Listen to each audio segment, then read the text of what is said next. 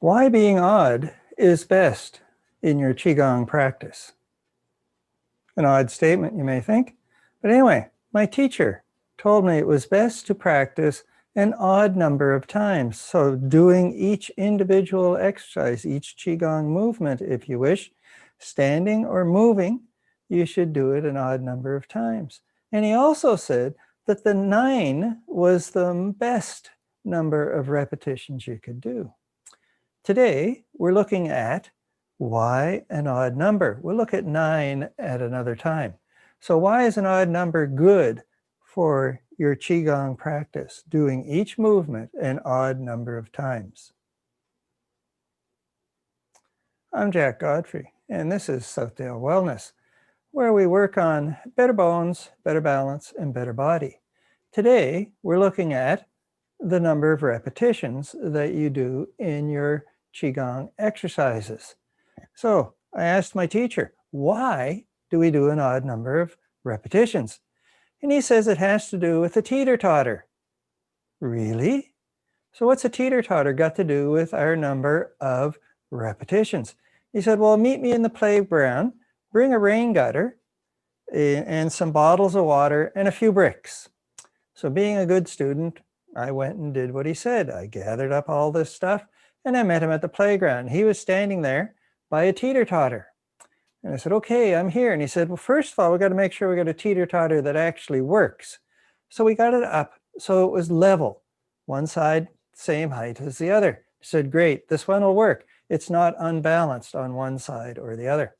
So put the rain gutter on the middle of the teeter-totter and the ends are closed. Now, put some water in the rain gutter on the teeter-totter. And he said, now have a look. What's going on? There's no movement. There's no flow. The water is representing the qi.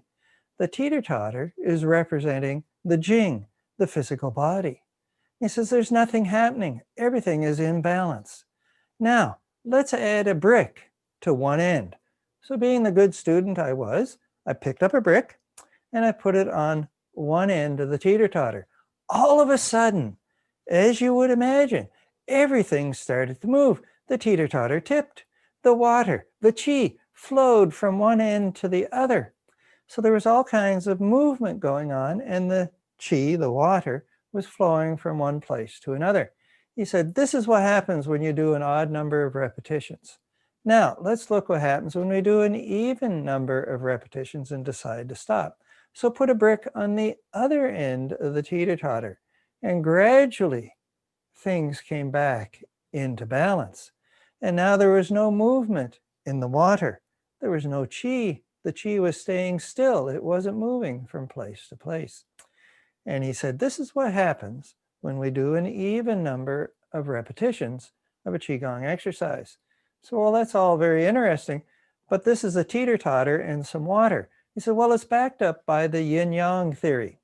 So let's look at that. He said, yang. Odd numbers are considered to be yang. And the other bit is that the yang part of the Qigong theory, we have the various attributes that apply what we're talking about here, is that they're dynamic, they're expanding, and they're growing. So when you have an odd number of repetitions, you've set your body up in a dynamic state to continue expanding and growing. So then, well, let's look at the yin side. So when I have an even number of repetitions, I'm leaving the body in a static, stable, and contracting state, and sort of as opposed to growing, we're withering. And so that's the yin side of the equation. So odd numbers, dynamic, expanding, growing.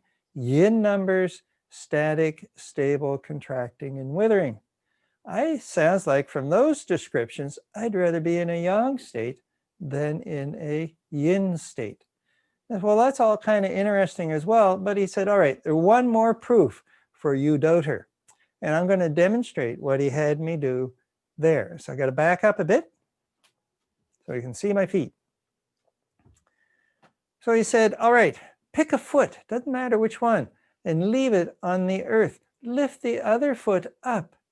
And he said, now, all of a sudden, you've got lots more going on in the body. So when I'm standing on one leg, a yang situation where I'm only supported by one, if I have both feet down, I'm in a yin situation. So he said, stand here and just support yourself on one leg.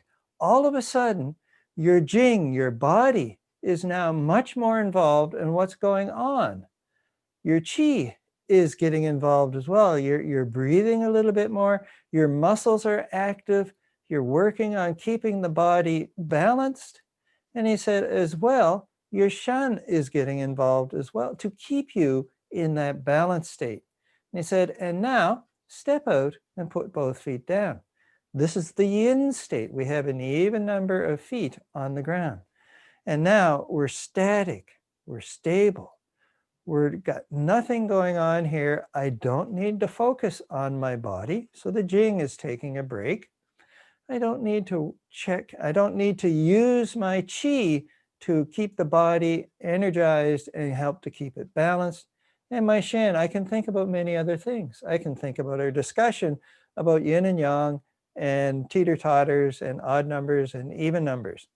And he said, all right, it is better to be in that yang state where you're balancing on one leg than it is to be in that yin state where things are static and there's not much movement going on.